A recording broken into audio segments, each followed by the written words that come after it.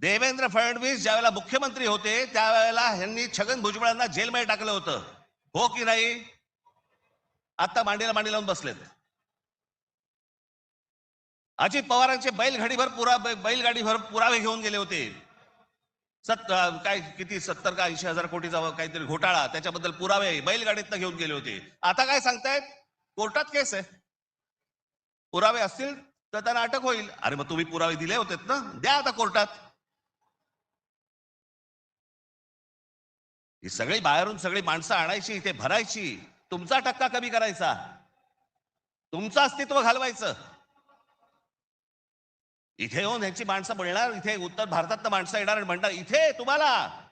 काल एक कोणतरी उत्तर भारतातला माणूस बोलत होता म्हणे, मुंबईमध्ये म्हणे नोकऱ्या जर घ्यायच्या असतील महानगरपालिकेमध्ये तर इथल्या स्थानिकांना उत्तर भारतीय लोकांना दिल्या पाहिजेत.